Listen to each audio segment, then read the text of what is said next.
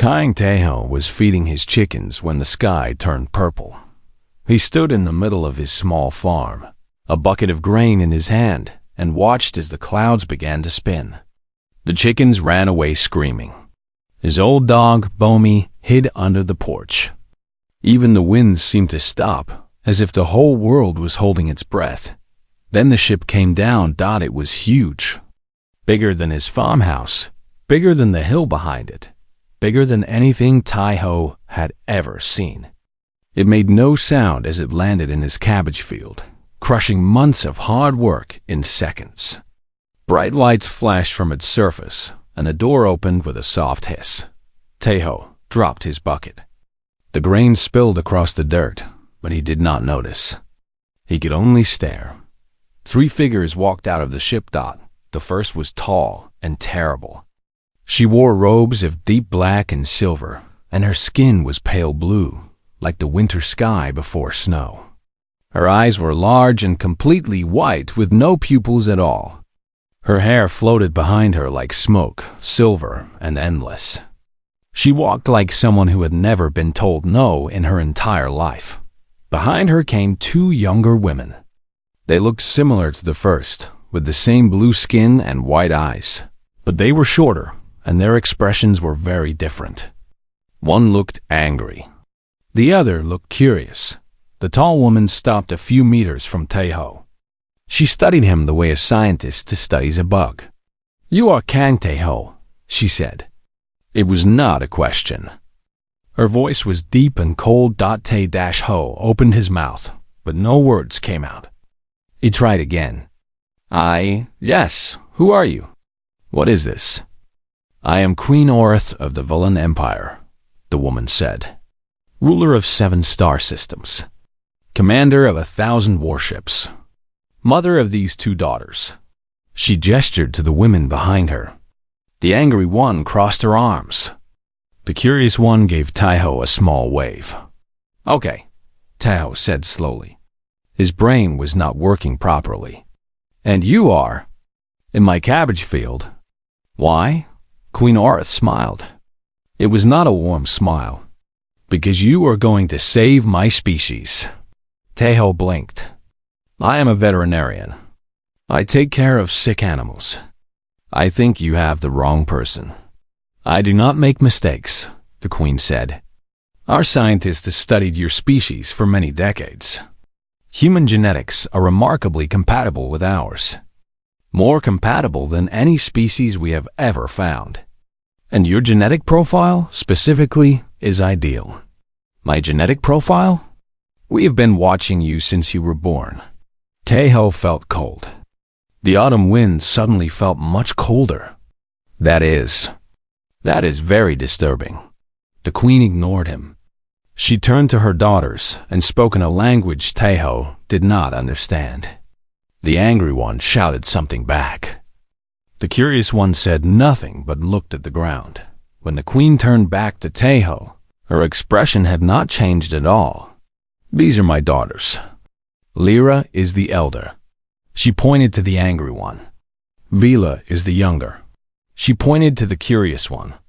They will stay with you. What? Our species is dying. We can no longer produce healthy children. Our genetic lines have become too pure, too closed. We need new blood. Human blood. The Queen stepped closer to Tejo. She was much taller than him. You will bond with my daughters. You will produce offspring. Hybrid children who will carry the strength of both our species. Tejo stepped back. I am not going to. You cannot just show up and demand that I. This is insane. This is completely insane. I am not asking. Well, I am refusing. For a moment, something dangerous flashed in the Queen's white eyes. Then she smiled again. That same cold smile. You are brave. Good. My grandchildren will need courage. She turned and walked back toward her ship. I will return in 3 Earth years. I expect results.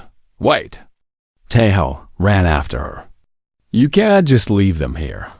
I do not know how to take care of aliens. I do not even know how to take care of myself most days." Queen Orith stopped at the entrance of her ship. She looked back at him one last time.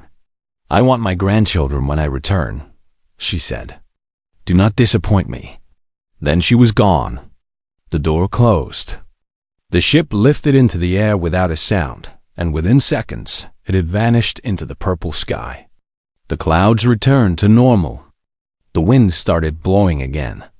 Somewhere in the distance, a bird sang.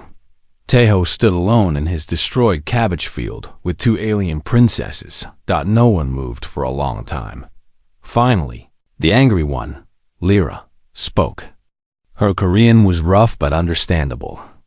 "This is humiliating. I am a warrior of the Velen Empire. I have killed enemies on 12 different worlds. And now I am abandoned on this primitive rock with this... Tejo," he said quietly. "My name is Tejo." "I do not care what your name is," Lyra said. "I will not participate in this disgusting arrangement. I would rather die." "Okay," Tejo said. "That is fine. I do not want to participate either." This seemed to confuse her. She had clearly expected him to argue. The other sister, Vela, stepped forward. Her voice was softer than her sister's. "You do not want to bond with us?" "No, I mean not like this. Not because your mother ordered it. That is not how things work here." Tejo ran his hand through his hair. He was exhausted already. "Look, I do not understand what is happening. But you are stuck here, and I am stuck here, so we need to figure something out." He looked at his farmhouse. It was old and small, but it was warm and safe. "Are you hungry?" he asked. Both sisters stared at him. "Hungry," Tejo repeated. "Do you eat food?" "I have rice. And soup. And kimchi, but I do not know if aliens can eat kimchi." Vela's eyes brightened with curiosity. Lyra's expression remained hard and suspicious. "Come inside," Tejo said. He started walking toward the house. "It is getting cold. We can talk about this insanity tomorrow." He did not look back to see if they followed. But he heard footsteps behind him. 2 sets of footsteps. That night, no one slept. Lyra sat in the corner of the living room like a statue, watching Tejo with dangerous eyes. Vala explored every inch of the house, touching everything, asking questions about everything. Tejo lay on his bed, staring at the ceiling, wondering if this was all a very strange dream. It was not a dream. When the sun rose the next morning, Tejo made coffee and sat on his porch. He watched the 2 alien women standing in his yard, arguing in their strange language, their silver hair glowing in the morning light. 3 years, he thought. The queen said 3 years. He took a sip of his coffee. It was going to be a long 3 years. The first week was terrible. Lyra broke 3 fences, scared away half the chickens, and nearly killed the mailman when he came too close to the house. She spent every morning training in the fields, swinging an invisible sword and moving so fast that Tejo could barely see her. When he asked her to stop destroying his property, she looked at him like he was an insect. "I am a warrior," she said. "I must stay sharp." "You can stay sharp without breaking my fence," Tejo replied. "Your fence is weak." "Everything on this planet is weak." Tejo took a deep breath. He counted to 10 in his head. Then he counted to 10 again. "Please just try not to destroy anything else," he said. Lyra did not answer. She went back to training. Vela was different. From the first day, she followed Tejo everywhere like a curious shadow. When he fed the animals, she watched. When he cooked food, she asked questions. When he drove to town to buy supplies, she sat in the passenger seat and stared out the window with wonder in her wide eyes. "What is that?" she would ask, pointing at a traffic light. "It tells cars when to stop and go." "What is that?" "That is a school. Children go there to learn." "What is that?" "That is a dog." like Bomi, but smaller. She never got tired of asking. And somehow, Tejo never got tired of answering. Winter came quickly that year. The first snow fell in early December, covering the farm in a blanket of white. Vala stood outside for an hour, letting the snowflakes land on her blue skin, laughing like a child. "We do not have this on our world," she told Tejo. "We do not have weather like this." "It is beautiful." Tejo smiled despite himself. "It is also cold. Come inside before you freeze." Lyra watched from the window. Her expression was hard to read. After 2 months, Tejo established rules. He gathered both sisters in the living room and spoke clearly. Rule 1. No destroying property. If you break something, you fix it. He looked at Lyra. She did not react. Rule 2. No threatening the neighbors, or the mailman, or anyone. He looked at Lyra again. She still did not react. Rule 3. We eat dinner together, every night, at the table, like a family. We are not a family, Lyra said coldly. No, we are not. But we are stuck together, so we are going to be civilized about it. Vila nodded eagerly. I like these rules. They are fair. Lyra said nothing. She stood up and walked outside to train. But something changed after that. Te-Ho worked at the animal clinic 3 days a week. He treated dogs, cats, cows, and sometimes horses. One day, he brought home a dying puppy. It had been hit by a car, and its injuries were too severe for human medicine.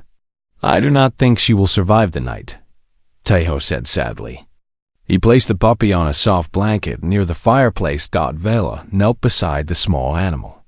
She studied it with intense focus. On my world, I was trained as a healer, she said quietly. I have abilities. May I try? Tejo nodded. He did not know what to expect. Vila placed her hands over the puppy. Her fingers began to glow with soft blue light. The light spread across the puppy's body, sinking into its fur, its skin, its bones. The animal whimpered once, then relaxed. For 10 minutes, Vela did not move. When she finally pulled her hands away, she was breathing hard and covered in sweat. It is done, she said. She will live. Tejo checked the puppy. The wounds were gone. The bones were healed. The puppy opened its eyes and licked his hand. That is incredible, Tejo whispered. Vila smiled weakly.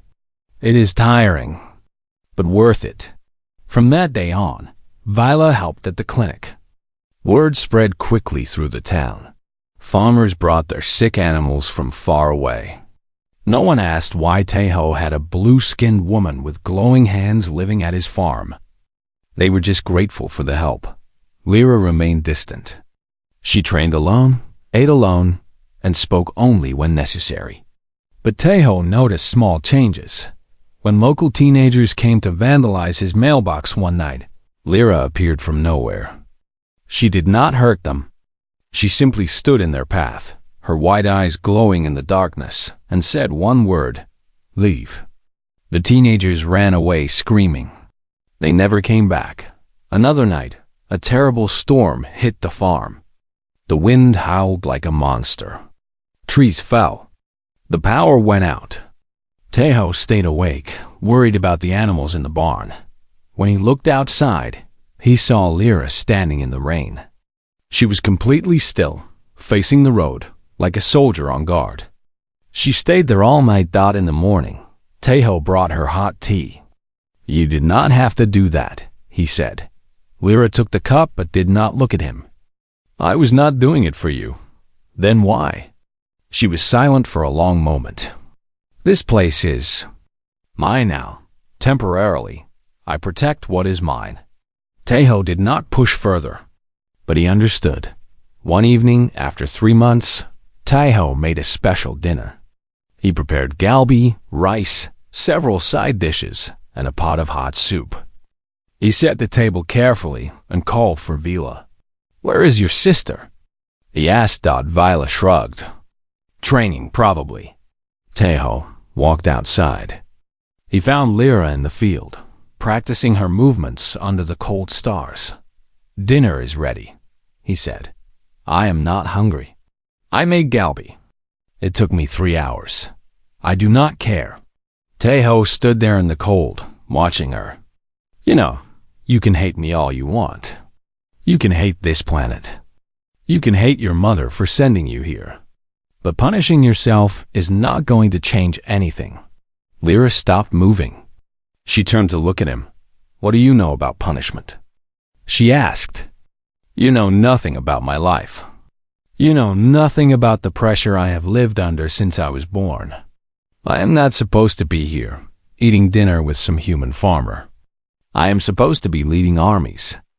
I am supposed to be a queen someday. Maybe, Tejo said. But you are here now, and the food is getting cold. He turned and walked back to the house. For 10 minutes, nothing happened. Tejo and Vela began eating in silence. Then the door opened. Lyra walked in. She did not look at anyone. She sat down at the table, picked up her chopsticks, and started eating. She did not say a word. But she was there. And for Tejo, that was enough. Viola smiled at him across the table. He smiled back. Outside, the snow began to fall again. The farm was quiet, except for the soft sounds of eating. 3 people from different worlds, sharing a meal. It was a small thing. But small things, Tejo knew, were the beginning of everything. Spring arrived slowly that year. The snow melted.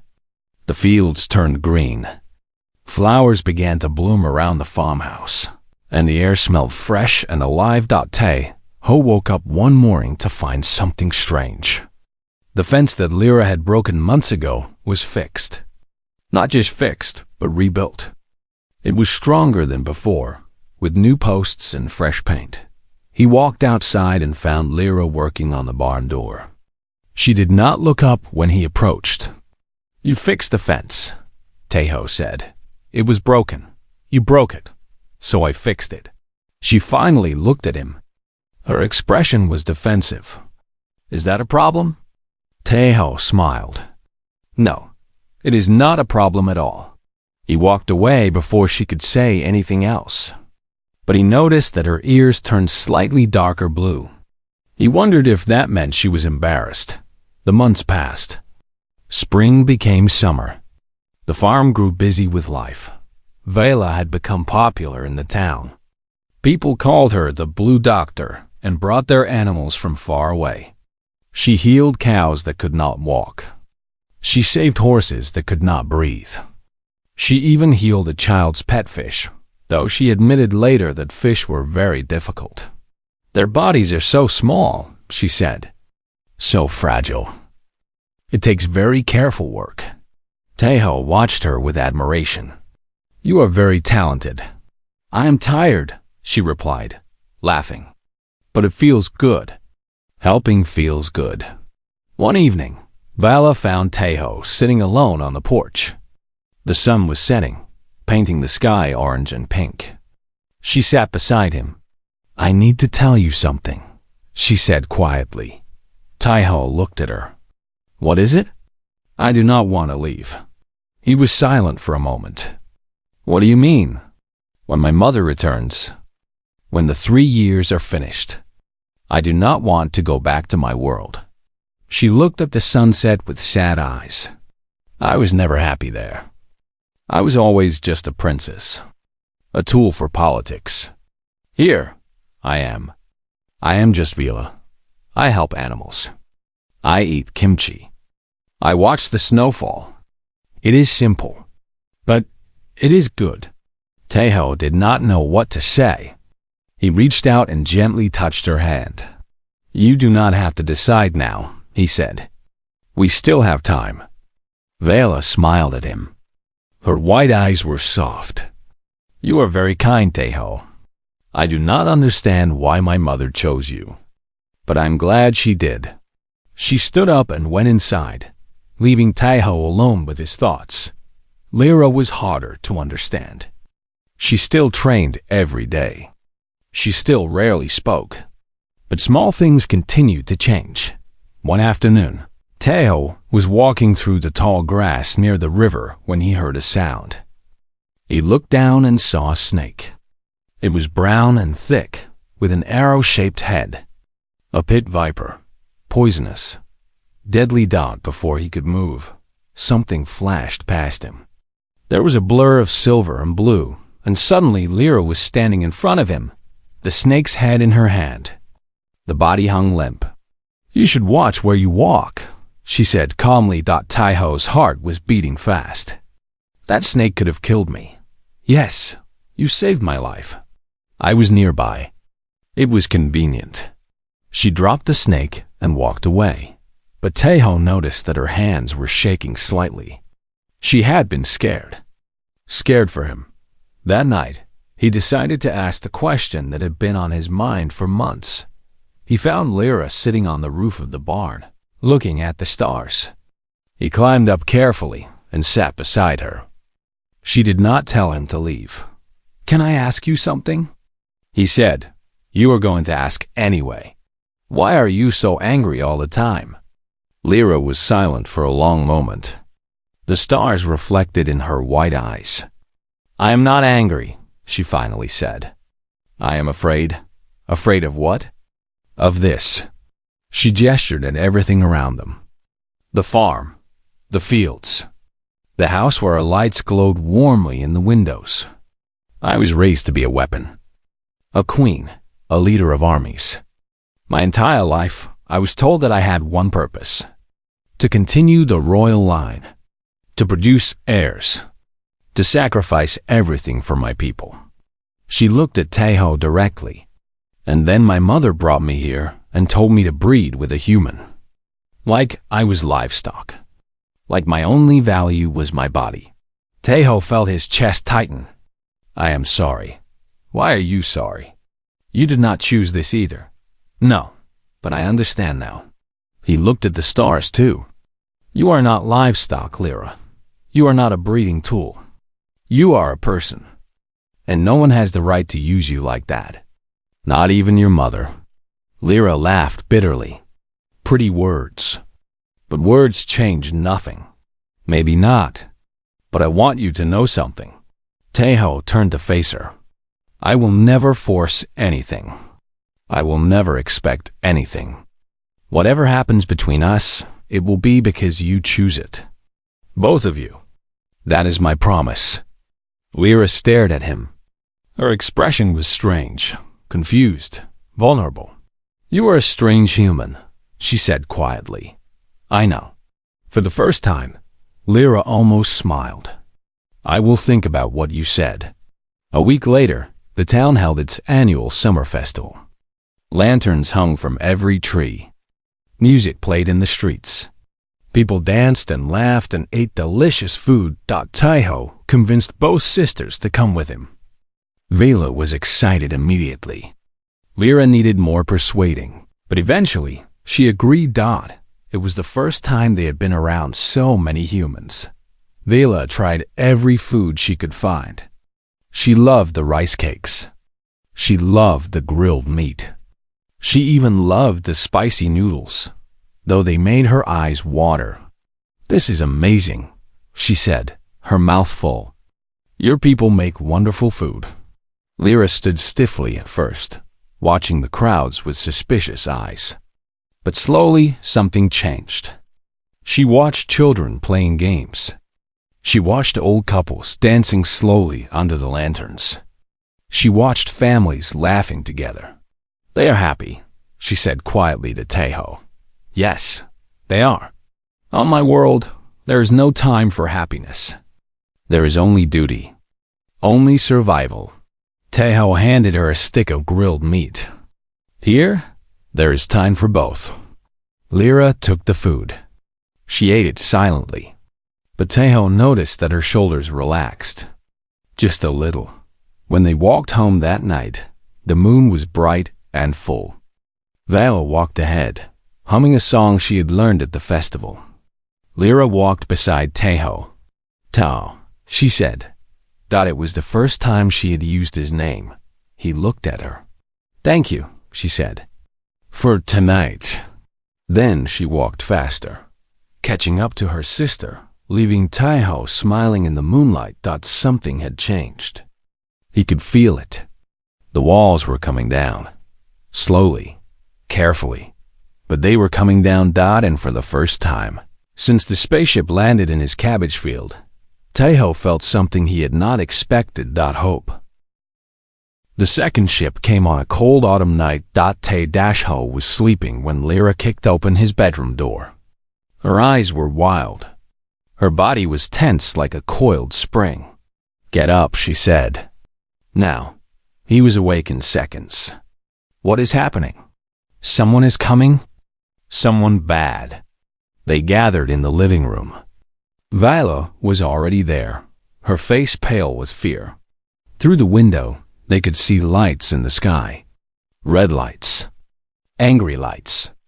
Not like the purple glow of Queen Orith's ship. "Who is it?" Taiho asked. Lyra's jaw was tight. "Commander Dren.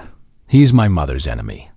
A rival faction that wants to take control of the Empire. If he has found us." She did not finish the sentence. The ship landed in the same field where the Queen had landed months ago. It was smaller, but more aggressive in design. Sharp edges. Dark metal. It looked like a weapon. A door opened, and soldiers marched out. They wore black armor and carried long rifles that glowed with blue energy. Behind them came a tall figure. Commander Dren was not like Queen Orith, where she was cold and controlled. He was brutal and loud. His blue skin was darker, almost purple. His white eyes were filled with cruelty. He wore armor covered in medals and symbols. "Princesses of the Velen Empire," he shouted. His voice echoed across the farm. "You will come with me. Your mother's foolish experiment ends tonight." Taiho stepped forward. "Who are you?" "This is my property." "You cannot just—" One of the soldiers pointed a rifle at his face. Taiho went silent. Dren laughed. It was an ugly sound. "This is the human? This is the creature your mother chose to pollute our royal bloodline?" He walked closer, studying Taiho like he was garbage. Pathetic, weak, worthless. Lyra stepped in front of Taiho. "Leave him alone, Dren. Your fight is with my mother, not with him. My fight is with anyone who stands in my way." Dren smiled cruelly. "Here is what will happen. You two will come with me. I will use you as leverage against your mother. The human will die. Simple." "No," Vila said. Her voice was shaking but determined. "We will not go with you." Dren's smile disappeared. "You do not have a choice." "Everyone has a choice," Taiho said quietly. Dren turned to look at him. "What did you say?" Taiho's heart was beating fast, but he kept his voice steady. "I said everyone has a choice, and I choose to say no. You will not take them." For a moment, there was silence. Then Dren laughed again. "You? A single human farmer? Against the might of the Velen military?" He shook his head. "You are either very brave or very stupid." "Maybe both," Taiho said. Dren stopped laughing. His eyes grew cold. "Kill him."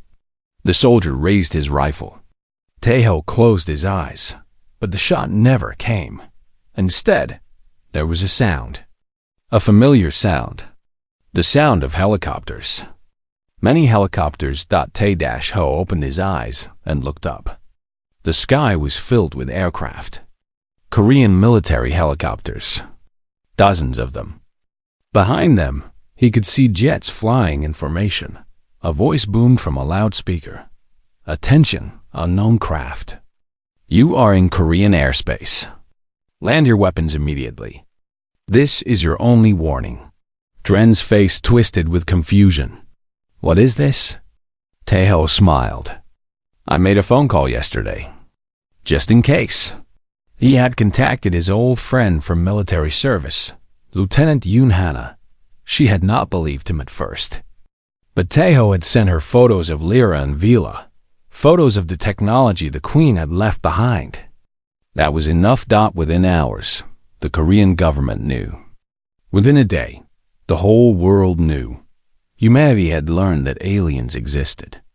And they were not going to sit quietly. Dren screamed at his soldiers. Ignore them. Kill the human. Take the princesses. But it was too late. The helicopters opened fire.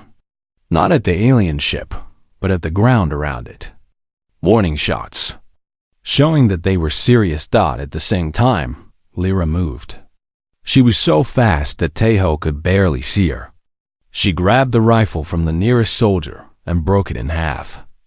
Then she hit him so hard that he flew 10 meters through the air. Viola raised her hands. Blue light exploded from her palms. It was not healing light this time. It was something else. A wave of energy that knocked 3 soldiers off their feet. You can fight? Tejo shouted in surprise. I can do many things. Vela shouted back. The battle was short but intense. Dren's soldiers were strong, but they were outnumbered. More Korean forces arrived every minute. Tanks, more helicopters. Ships from the Navy approaching the coast, and behind them, other nations were mobilizing. Japan, China, the United States. For the first time in history, the whole world was working together against a common threat. Dren stood in the middle of the chaos, his face filled with disbelief. This is impossible, he said. You are primitives. You should be terrified. You should be running. Why are you fighting? Tejo walked toward him. He was tired. He was scared. But he was not going to back down. Because that is what humans do, he said. We fight for the people we love. Dren stared at him. Love? You love these aliens? These strangers who were forced upon you. Tejo thought about the past months. He thought about Vala's laughter, Lyra's quiet moments of kindness, the dinners they shared, the walls that had fallen. Yes, he said simply. I do. Dren looked around. His soldiers were defeated. His ship was surrounded. He had lost. This is not over, he hissed. I will return. With a fleet. I will burn this planet to ashes. Then we will be waiting, Tejo said. Dren retreated to his ship. The doors closed. The engines roared. The ship lifted into the sky and disappeared into space, chased by jets that could never catch it. When it was gone, silence fell over the farm. Lyra and Vela ran to Tejo. Vela hugged him tightly. Even Lyra put her hand on his shoulder. You saved us, Vela whispered. We saved each other, Tejo said. Lieutenant Yoon-hana approached them. She was a small woman with sharp eyes and a no-nonsense attitude. You have a lot of explaining to do, she said to Tejo. I know. The whole world is going to have questions. I know. She looked at Lyra and Vela. Then she looked back at Tejo. Are they really princesses from another planet? Yes. And you have been living with them for almost a year? Yes. Hannah shook her head slowly. You always were strange, Tejo. That night, after the soldiers left and the reporters were kept away, the 3 of them sat together in the farmhouse. The windows were broken. The walls had holes. But they were alive. He will come back, Lyra said quietly. With more forces. I know, Tejo said. Humanity is not ready for a war with the Velan Empire. Maybe not. But today, they fought anyway. Tejo looked at both sisters. They fought for you. Strangers from another world. Because it was the right thing to do. Vela wiped tears from her eyes. I have never felt protected before. Not like this. Lyra was silent for a long moment. Then she spoke, her voice thick with emotion. Neither have I. Outside, the stars shone brightly. Somewhere among them, an enemy was planning revenge. But tonight, that did not matter. Tonight, they were safe. They were together, and they were home. A year of peace followed the battle. The world changed quickly. Humanity now knew that aliens existed.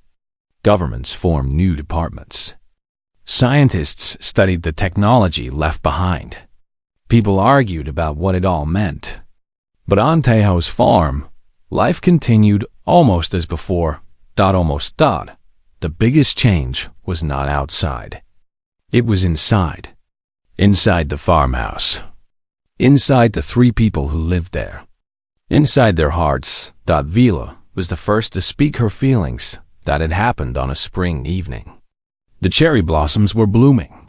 Pink petals floated through the air like snow. Tejo was sitting under the old tree behind the house, watching the sunset. Vila came and sat beside him. She was quiet for a long time. Then she spoke. "I need to tell you something." Tejo looked at her. "What is it?" "I love you." The words hung in the air between them. Simple, direct, honest. Tejo did not know what to say. He had known somewhere deep inside that this moment would come. He had felt the connection growing between them. But hearing the words out loud was different. "Vila, you do not have to say anything," she continued quickly. "I know this is strange. I know I am an alien. I know my mother forced us together. But my feelings are real. I have never felt this way about anyone before. When I am with you, I feel complete." Tejo reached out and took her hand. "I care about you too, Vila, very much. But this is complicated. Because of Lyra?" He was silent. "I know you care about her too," Vila said softly. "I can see it. The way you look at her when she is not watching. The way you smile when she says something almost kind. It is not fair to either of you," Tejo said. "I cannot choose between you. It would break something. Then do not choose." He looked at her with surprise. Vila smiled gently. "My people do not see love the same way humans do. On our world, it is not unusual for bonds to form between multiple people. What matters is not the number. What matters is honesty, trust, respect. But this is Earth. Things are different here. Are they?" Vila squeezed his hand. "Or are humans just afraid to admit what their hearts want?" Tejo had no answer. Lyra was harder to reach. She had become warmer since the battle with Dran. She no longer trained obsessively. She helped around the farm. She even learned to cook simple dishes, though she would never admit that she enjoyed it. But when it came to feelings, she was still a fortress. One night, Tejo found her standing alone by the river. The moon was full, reflecting on the water. She looked beautiful and sad at the same time. "Can we talk?" he asked. "About what?" "About us. About whatever this is between us." Lyra's body went stiff. "There is nothing between us. We both know that is not true." She turned to face him. Her white eyes were fierce. "What do you want from me, Tejo? Do you want me to confess my feelings like my sister? Do you want me to be soft and vulnerable? That is not who I am. I do not want you to be anyone except yourself. Then leave me alone." She started to walk away. But Tejo spoke again. "I know you are scared." She stopped. "I know that your whole life you were taught that feelings are weakness. That love is a trap. That the only thing that matters is duty." He walked closer to her. "But I have seen the real you, Lyra. The woman who stands guard in the rain. Who fixes fences she broke. Who saved my life from a snake and pretended it meant nothing." Lyra did not move. Did not speak. "You are not weak," Tejo said. "Feeling things does not make you weak. It makes you alive." For a long moment, nothing happened. Then Lyra turned around. Her eyes were wet. She was crying. The fierce warrior princess was crying. "I do not know how to do this," she whispered. "I do not know how to love. I was never taught." "Neither was I," Tejo admitted. My parents died when I was young. I grew up alone. I learned to take care of myself because no one else would. He stepped closer and gently touched her face. She did not pull away. But maybe we can learn together, he said. Lyra looked at him for a long time. Then she did something unexpected. She grabbed him by the shirt and kissed him. It was not a gentle kiss. It was desperate, angry, confused. It was everything Lyra felt but could not say with words. When she pulled away, her face was flushed. I hate that I feel this way, she said. No, I hate that you make me feel this way. I know, but I cannot imagine my life without you anymore. She looked down at the ground.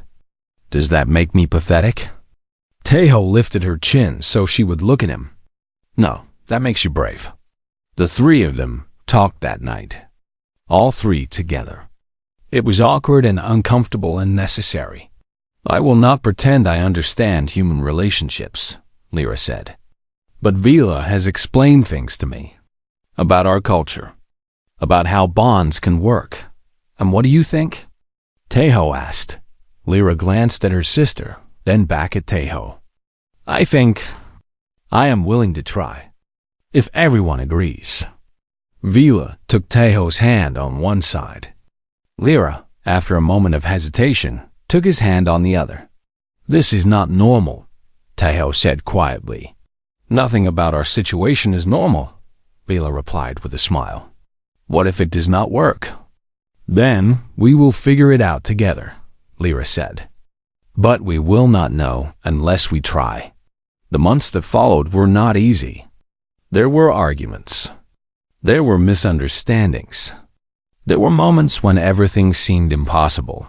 But there were also good moments. Great moments. Nights spent talking under the stars. Mornings cooking breakfast together. Afternoons working on the farm, laughing at nothing. Lyra slowly learned to be vulnerable. To ask for help. To accept love without seeing it as weakness. Vila learned patience. That love was not always easy. That sometimes you had to fight for it. And Tejo learned that love did not have to follow any rules. That it could grow in unexpected ways. That family was not about blood. It was about choice. One evening, 2 years after the queen left, Tejo gathered both sisters in the living room. I need to ask you something, he said. Both of you. They waited. Your mother wanted you to stay for 3 years. That time is almost over. He looked at them with serious eyes. But I do not care what she wanted. I care what you want. So I am asking, will you stay? Not for her. For yourselves. For us. Vala did not hesitate. Yes. Lyra was quiet for a moment. Then she nodded. Yes, this is my home now. You are my home. Tejo felt tears in his eyes. He pulled them both into his arms and held them tightly. Outside, spring was blooming again. New life was growing everywhere. And inside the old farmhouse, 3 hearts beat as one. They had found something rare.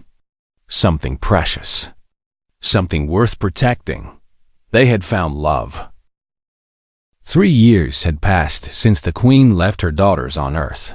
The farm had changed. The old fences were now made of strong wood that Lyra had built herself. The garden was full of vegetables that Vila grew with care. The house had been repaired and expanded. It was no longer a lonely place for one person. It was a home for a family. Tejo was in the kitchen, making breakfast, when he heard the familiar sound. The hum of a spaceship. The bending of the sky. He walked outside. Lyra and Vila were already there, standing side by side. They watched as the purple clouds formed above the cabbage field. The same cabbage field that had been crushed 3 years ago. The queen's ship descended slowly, gracefully, like she had never left. She is early, Lyra said. Her voice was calm, but her body was tense. By 3 days, Vela agreed. Tejo stood between them. Are you ready for this? Lyra nodded. We have been ready for months. The ship landed. The door opened. Queen Aura stepped out. She looked exactly the same. Tall, cold, powerful. Her silver hair floated behind her. Her wide eyes scanned the farm like she was evaluating property. When she saw her daughter standing with Tejo, something flickered in her expression. Surprise? Displeasure? It was hard to tell. My daughters, she said, walking toward them. I have returned. We know, Lyra said. The queen stopped a few meters away. She studied them carefully. You look different. We are different, Vila said. I see. The queen's eyes moved to Tejo. And the human is still alive. I expected he might not survive Lyra's temper. He is stronger than he looks, Lyra said. There was pride in her voice. The queen circled around them slowly, like a predator examining its prey. 3 years is a long time. I expected results. I expected news of heirs. Instead, I received reports of battles, of Dren's attack, of human military involvement. She stopped in front of Tejo. You caused quite a disturbance. Your commander Dren caused the disturbance, Tejo replied. We just defended ourselves. Indeed. The queen was silent for a moment. So, where are my grandchildren? Vila stepped forward. Her hand rested gently on her stomach. Here. The queen's eyes widened. For the first time, her cold expression cracked. You are pregnant? Yes, 4 months. The queen looked at Lyra. And you? Lyra did not answer immediately. Then she nodded slightly. 2 months. We were going to tell you when you arrived. Something strange happened to the queen's face. It was almost like she wanted to smile. But she controlled herself quickly. Excellent, she said. This is excellent news. The genetic compatibility was even higher than we predicted. The offspring will be strong, healthy, perfect heirs for the empire. She started walking toward the house. We have much to discuss. The children will need proper Vellum education. They will need to understand their heritage, their responsibilities. I will arrange for tutors to know. The queen stopped. She turned around slowly. Lyra had spoken. Her voice was hard as stone. What did you say? I said no. Lyra stepped forward. Her white eyes burned with fire. You do not get to decide anything about our children. You abandoned us here. You left us with a stranger in a strange world. You did not ask what we wanted. You did not care about our feelings. You only cared about your genetics. Your empire. Your legacy. The queen's expression darkened. Everything I did was for our species. For our survival. And what about us? Vela's voice was trembling but strong. We are not tools, Mother. We are not machines for making babies. We are people. We have feelings. We have dreams. We have love. Love. The queen said the word like it was poison. Love is a weakness. Love does not save empires. Maybe not, Tejo said quietly. But it saves people. The queen turned to him. Her eyes were dangerous. You dare speak to me, human? You are nothing. A vessel. A means to an end. I am more than that. Tejo did not back down. I am the man your daughters chose. Not because you ordered it, but because they wanted to. I love them. Both of them. I will love our children. Not as heirs to some distant empire. As my family. You know nothing of the burdens we carry, the queen hissed. Our species is dying. Without new blood, we will be extinct within 3 generations.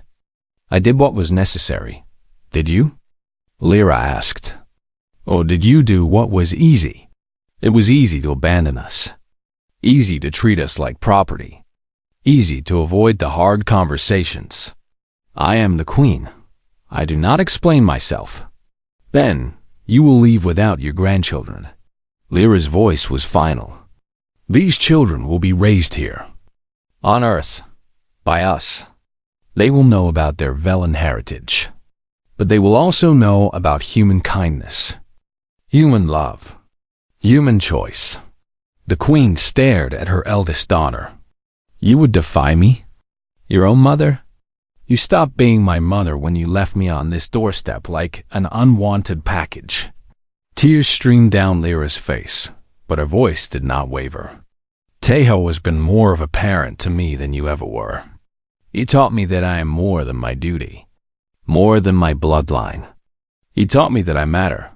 Vila took Lyra's hand. He taught us both. The queen was silent. Her silver hair hung still for the first time. Her cold mask was cracking. Taiho stepped closer to her.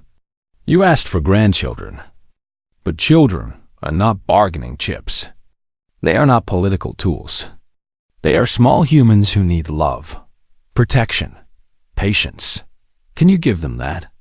Can you be a grandmother instead of a queen? Queen Orith looked at him. For a long moment, she did not speak. Then something broke inside her. Her shoulders dropped. Her fierce expression softened. And to everyone's shock, tears began to fall from her white eyes. I do not know how, she whispered. I have been a queen for so long. I have forgotten how to be anything else. Vela walked to her mother.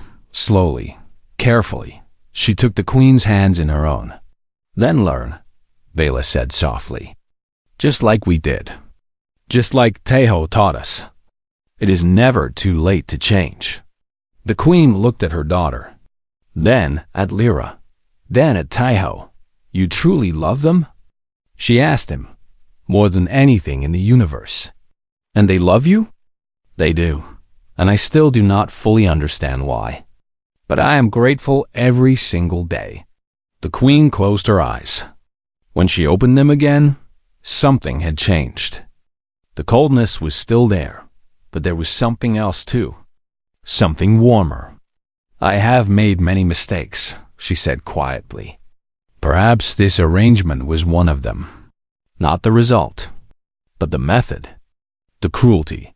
Lyra wiped her eyes. That is the closest to an apology I have ever heard from you. It is all I can give right now.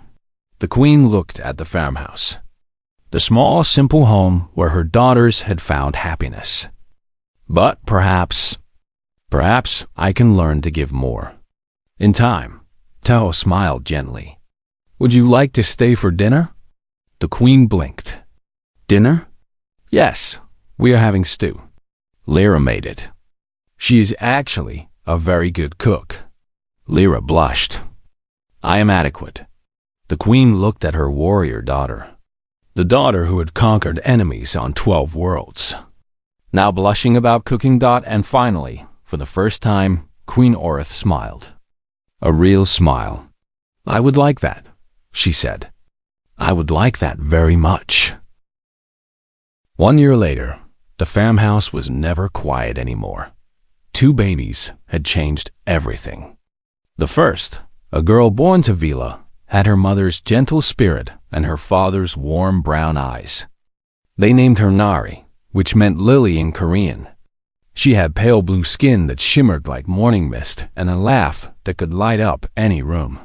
The second, a boy born to Lyra just 2 months later, was already showing his mother's fierce personality. He cried loudly when he was hungry and stared at everyone with intense white eyes that seemed to judge the entire world. They named him June, which meant talented. His skin was a soft purple. Somewhere between his mother's blue and his father's tan. Tae-ho had never been so tired in his life. And he had never been so happy. The days began early now. Feeding, changing, soothing, playing. The babies demanded constant attention. And 3 parents was sometimes not enough. That was where Queen Orith came in. She had stayed. Not just for dinner that first night, but for much longer. At first, she had been stiff and awkward. She did not know how to hold a baby. She did not know how to speak softly. She did not know how to do anything except give orders. But slowly, she learned. Vela taught her how to cradle Nari gently. Lyra showed her how to calm June when he was crying. Taeho taught her how to make simple Korean porridge that the babies loved. The queen of the Velan Empire, ruler of 7 star systems, commander of 1,000 warships, was now covered in baby food and learning to change diapers. "This is undignified," she muttered one morning, holding June at arm's length as he made a mess on his blanket. "This is parenthood," Taeho replied with a grin. "Welcome to the team." The queen glared at him, but there was no real anger in it anymore. Just exhaustion. And perhaps, hidden deep inside, amusement. She had officially stepped down from her throne. The Velan Empire was now ruled by a council of elders, following her recommendations, but making their own decisions. It had been a difficult choice, but watching her grandchildren grow had taught her something. Important. Power meant nothing if you had no one to share it with. Spring came again, painting the farm in colors of pink and green. The cherry blossoms bloomed outside the window. The children were growing fast, already starting to crawl and explore their world. Lyra had adapted surprisingly well to motherhood. The fierce warrior who once destroyed fences for fun now sang lullabies in the middle of the night. She still trained every morning, but now she often carried June on her back, letting him watch as she moved through her exercises. "He needs to learn strength early," she said when Taeho questioned this. "He is 6 months old. It is never too early." Vila ran a small clinic now, not just for animals anymore, but for anyone who needed help. Farmers with injuries, children with fevers, even some of the Korean military soldiers who had defended them against Dren, and who now visited regularly to check on their favorite alien princesses. The world had changed since first contact. Humanity knew it was not alone. New technologies were being shared slowly and carefully. Cultural exchanges were happening. Fear had given way to curiosity, and at the center of it all was a small farm in Korea where 2 species had learned to love each other. One evening, when the children were finally asleep and the house was peaceful, the family gathered for dinner. Taeho had cooked. Lyra had prepared the vegetables. Vela had set the table. Queen Orth had, for the first time in her very long life, helped wash the dishes. They sat together, eating and talking and laughing. The old dog Bomi slept by the fire. The chickens had long ago been replaced by new ones who were completely unbothered by blue-skinned aliens. "I received a message today," the queen said during a pause in the conversation. "From the council. They want to know if I will return." Everyone stopped eating. "And?" Lyra asked carefully. "What did you tell them?" The queen was quiet for a moment. She looked around the table, at her daughters, at Taeho, at the baby monitors on the counter, showing her grandchildren sleeping peacefully. "I told them no," she said. "I told them my place is here now." Vila smiled. "Really? Do not make a large event of it," the queen said quickly. "This does not mean I have become soft. I am still the most dangerous being on this planet. I could destroy this entire farm with one thought." "But you will not," Taeho said. "No, I will not." The queen picked up her chopsticks. "The food here is too good." Everyone laughed. Even the queen allowed herself a small smile. Later that night, Taeho stood on the porch, looking at the stars. Vela came and stood beside him. Then Lyra, the 3 of them together, as they often were now. "Do you ever regret it?" Vela asked softly. "Any of it?" Taeho thought about the question. He thought about the day his cabbage field was destroyed, about the fear, the confusion, the impossible situation he had been thrown into, and then he thought about everything that came after. "No," he said, "not for a single moment." Lyra put her arm around him. "Good, because you are stuck with us now, forever. That sounds like a threat. It is a promise. They stood together under the stars. The same stars that had once seemed so distant and meaningless. Now they were a reminder. A reminder that the universe was vast and strange and full of possibilities. A reminder that love could be found in the most unexpected places. A sound came from inside the house. A baby crying. Then another baby joining in. "I will go," Queen Orith called from inside. "I am already awake. You three stay outside. Enjoy your moment." Teho smiled. The terrifying queen of the Velen Empire, getting up in the middle of the night to comfort crying babies. It was absurd. It was wonderful. "She has changed," Vela said. "We all have," Lyra replied. They had. All of them. Changed by circumstance. Changed by choice. Changed by love. Taiho looked at the two women beside him. An alien princess who had found joy in simple things. A warrior who had learned to be gentle. His partners. His family. "Thank you," he said quietly. "For what?" Vela asked. "For staying. For choosing this life. For choosing me." Lyra squeezed his shoulder. "You made it easy." "I really did not." "No, you really did not." She almost smiled. But that made it more interesting. The crying inside stopped. The babies had been calmed. Everything was peaceful again. Te-Ho took a deep breath of the cool night air. He felt Vela's hand in his. Lyra's warmth beside him. The weight of his children sleeping inside. The presence of a grandmother who was learning to be more than a queen. This was his life now. Strange. Impossible. Beautiful. He would not trade it for anything in the universe. Inside the house, the queen was singing a Velen lullaby in a soft voice that no one outside their family would ever believe she had. Through the baby monitor, the ancient melody floated out into the night, mixing with the sounds of Earth. Two worlds. One family. And in the quiet moments between chaos, in the small spaces between duty and love, there was peace. There was home. Taiho smiled and looked up at the stars one last time. Somewhere out there, civilizations rose and fell. Empires fought wars.